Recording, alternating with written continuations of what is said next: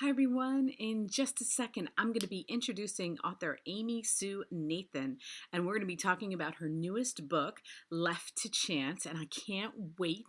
I'm so excited to talk to her. She has a fantastic blog, and I'm going to have all of her links under here, but I can't wait to talk to her about this book, and my eyes are watering like crazy today, and I'm trying not to touch them so I don't smear things all over the place, so wish me luck while I do this interview. And here is Amy.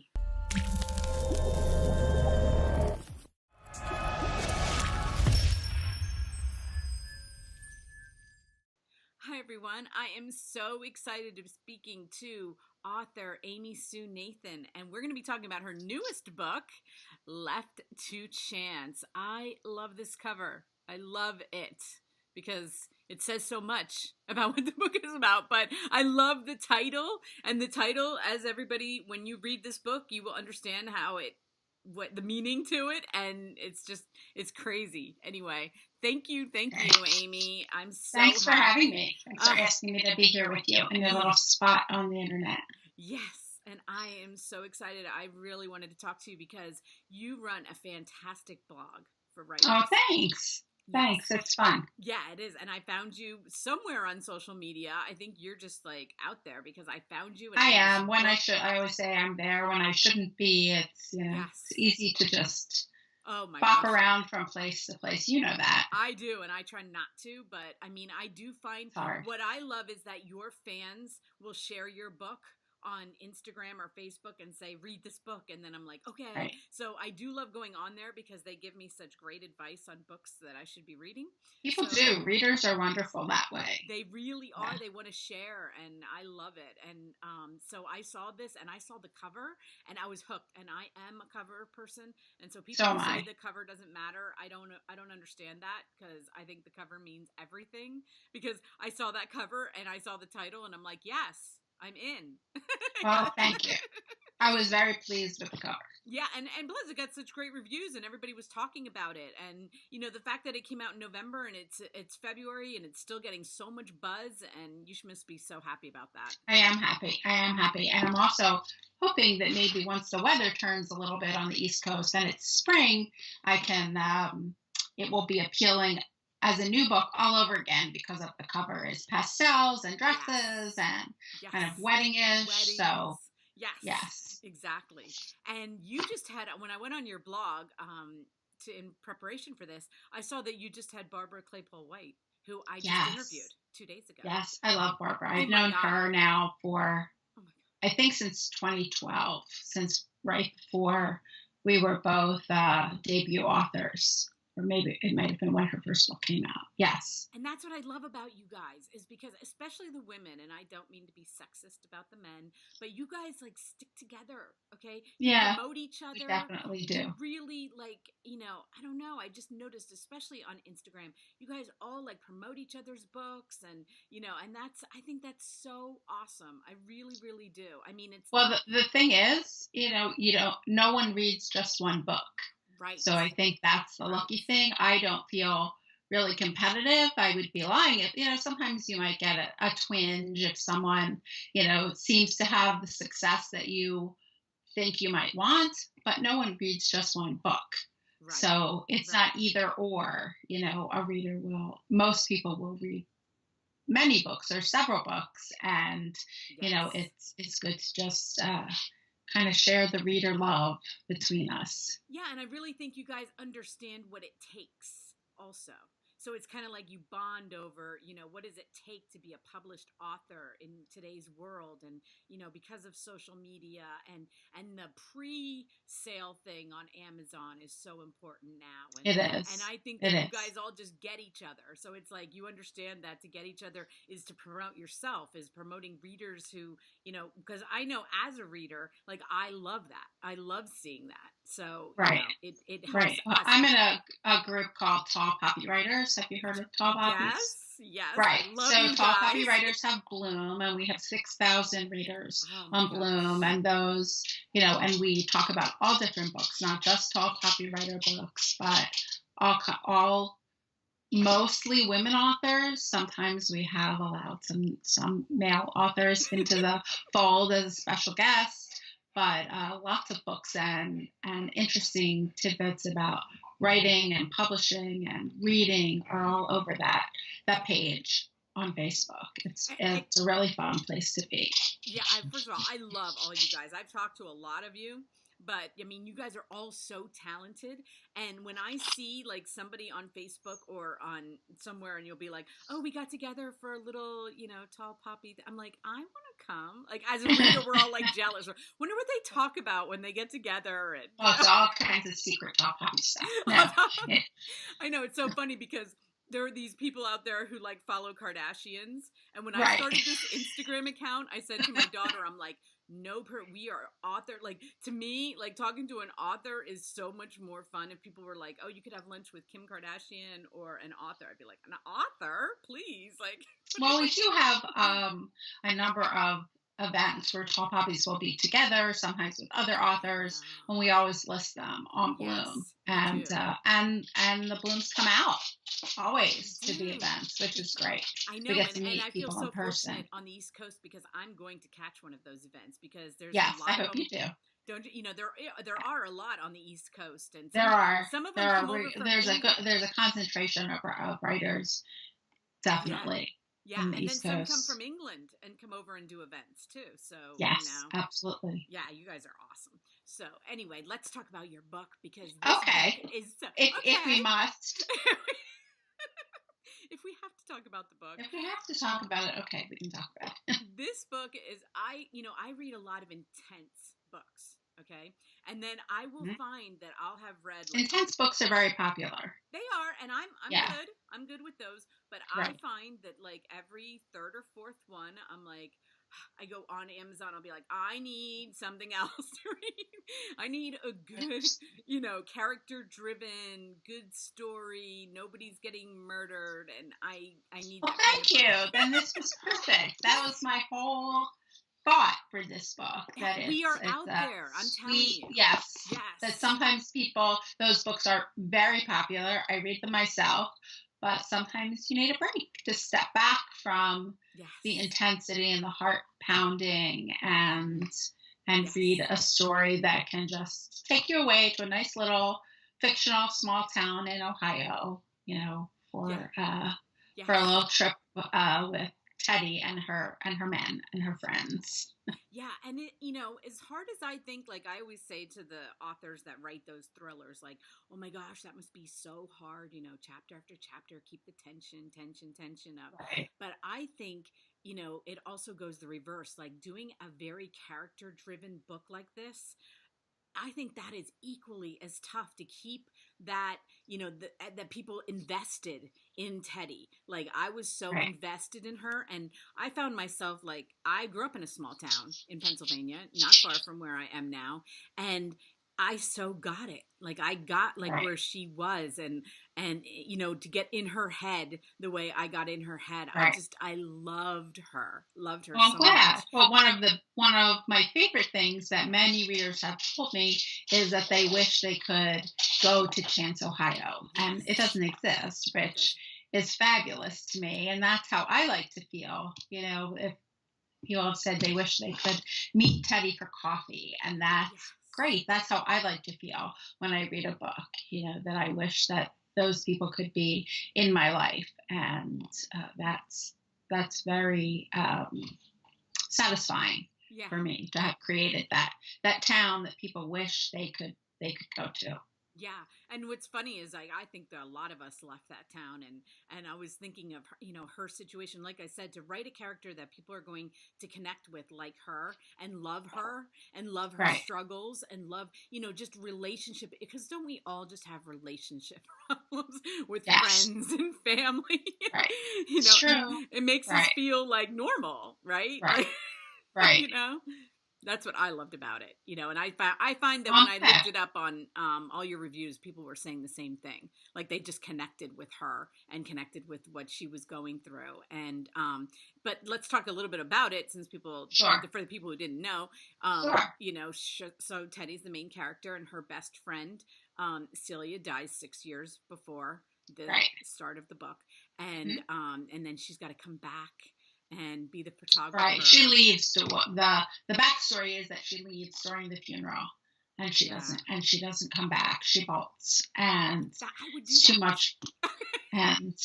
And then so the story opens when she's coming back for the first time 6 years later, and I can just imagine how maybe that would feel. And it wasn't really intentional, but I was moving back to the place I left 26 years before as I was finishing it up, and I didn't bolt away. I left, for, good reasons, and had been in touch and had been back, but I know how it is to come back somewhere and it doesn't look the same. It's not the place you left. Right. It just really isn't, especially over a number of years. And that's what she experiences. This place in her memory no longer exists, along with her friend no longer, existing or being alive. So it's tough for her.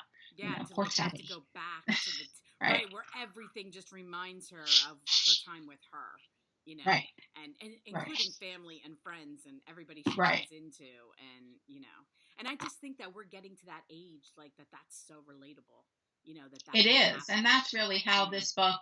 Excuse me, I'm losing my. That's okay.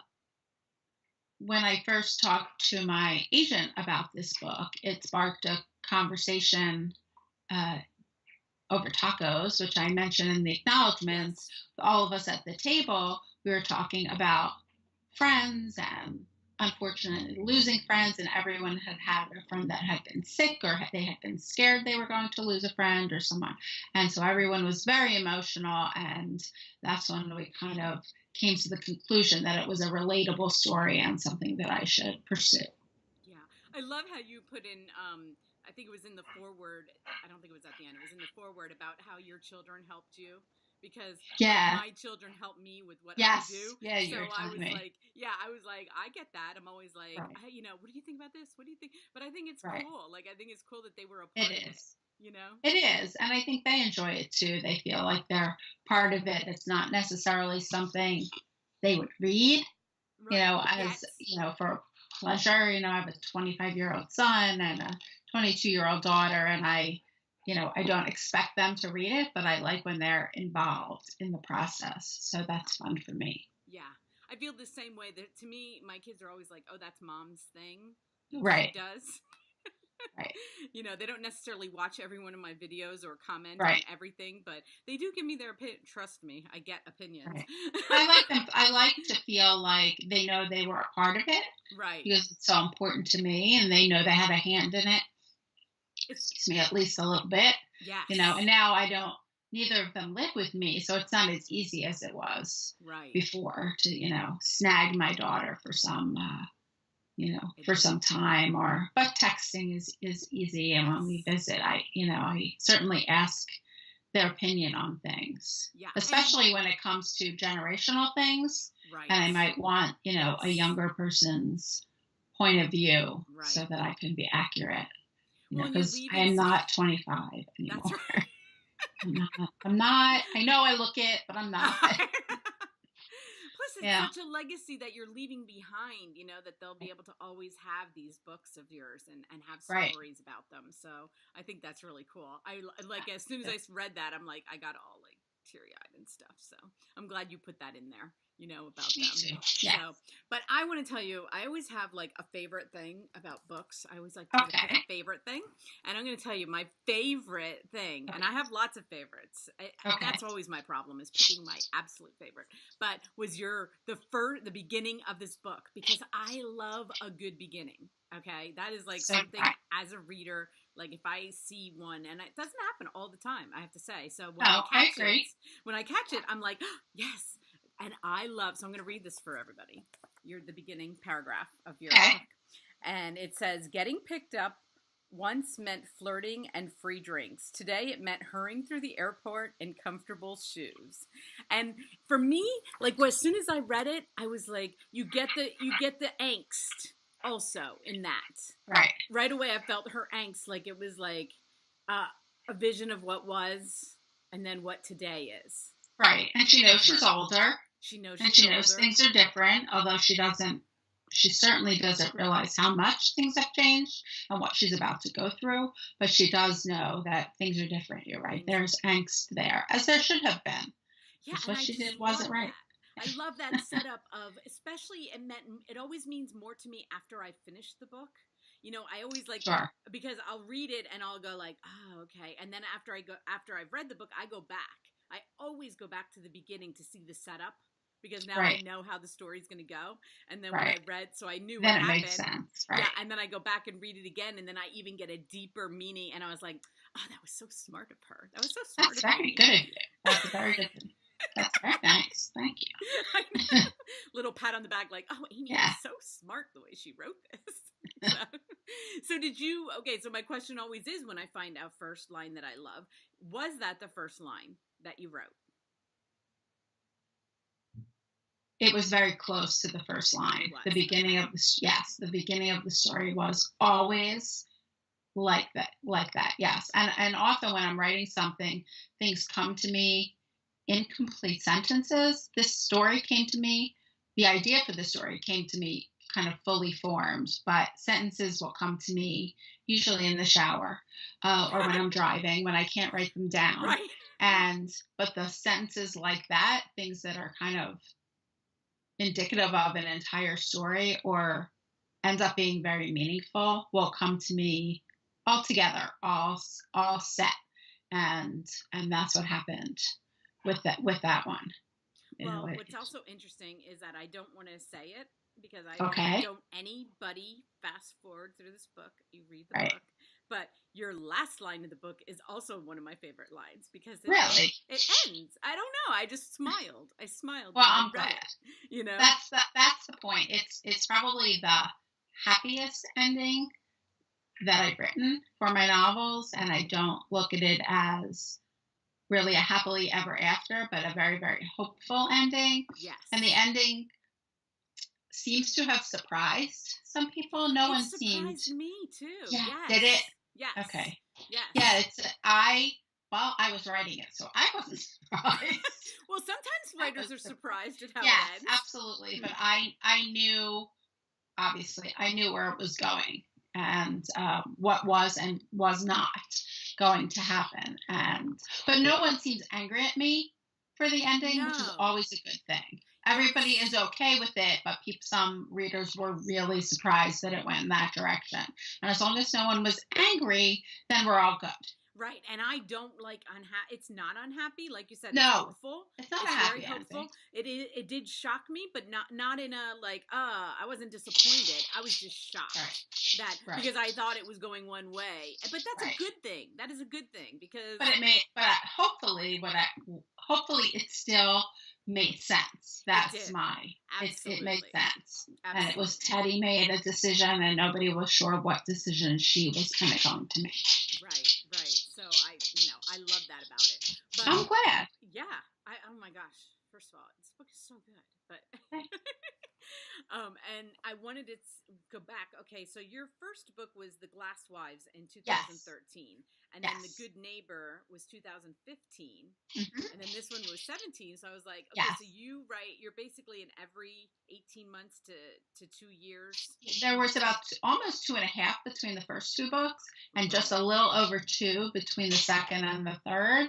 And I'm not sure. I'm hoping that the fourth can come out in 2019, but everything is kind of up in the air there, so there's no way for me to know right now a pub date for that book. I would certainly like it to be 2019, but I haven't finished writing it yet.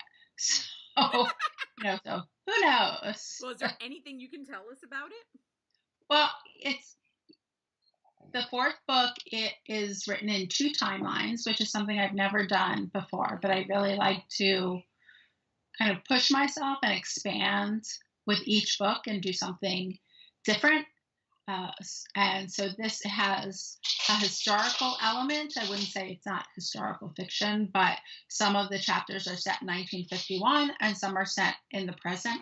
And both timelines have the same main character when she's 18 and when she's 84. So that's really fun for me, and also challenging to make sure that although people change over their lifetime, there certainly need to be similarities between that 18-year-old and the 84-year-old. Oh, In I some of love that. her mannerisms or things she says, or you see her at 18, and then you can experience that as a memory when she's 84. So it's been exciting and challenging, which I enjoy. Right. I love that. I love reading time periods, and especially if it's the same character like that way. That's cool. I love that. Can't wait, by the way. So, Me too. let me know. Thank you. Well, I would like you to hold up the book again because I want to show it Sure. off one more time because I mean, those covers are just so important. And I love the fact that your covers, because I look back at all your other covers. I was very lucky with covers. This cover in particular came to us a little bit differently, and I thought it was lovely, but at first it didn't strike me as the right cover for the book. Uh-huh. And I called my agent and I said, the cover is beautiful. Please convince me that it's appropriate for the novel. And what we did was the camera wasn't there, and Teddy's a photographer. Oh, right. A wedding photographer. You know what? I didn't even see that. That is so. So we awesome had because them. They put the camera in there, Perfect. and that really changed. Yes.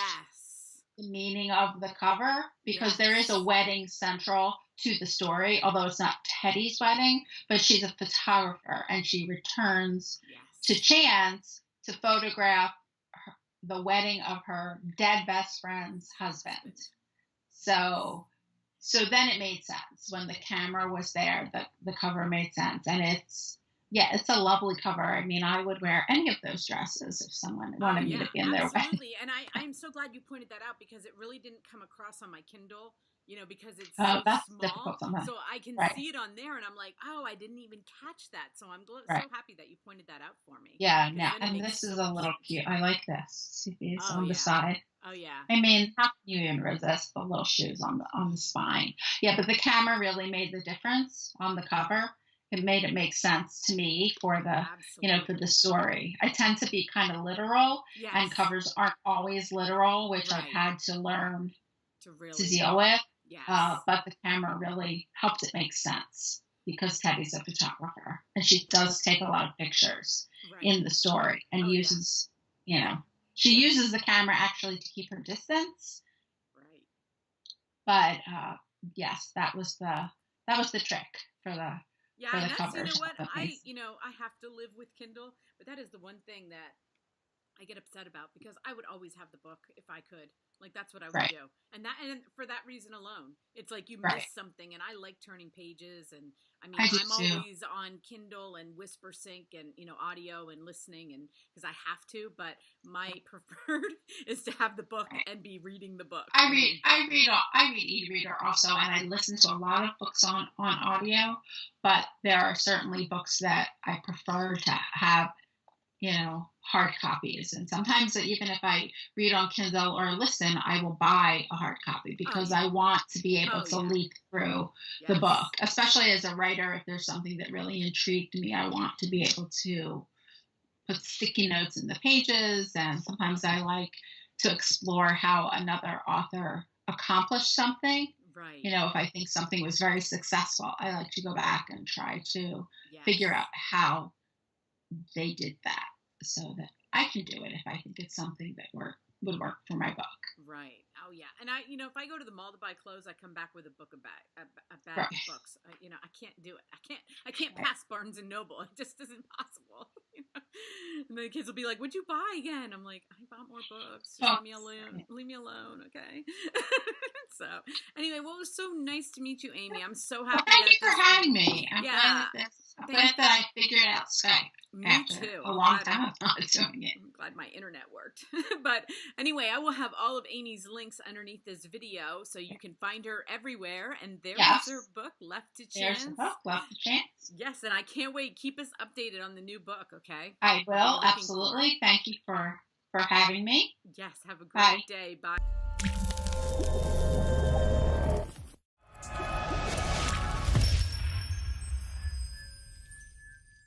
Hi everyone, I'm back. Thank you so much for watching the interview. If you made it this far, I really, really appreciate it. And yes, my eye watered like crazy and everything got all messed up, but whatever, don't care. I had so much fun talking to Amy. I don't care at all. She was amazing. I am so happy that I got to meet her. And I will have all of her links underneath here. Like I said, if you enjoyed listening to us, please hit like. If you want to be notified of all my videos, please hit subscribe. Thank you, everyone.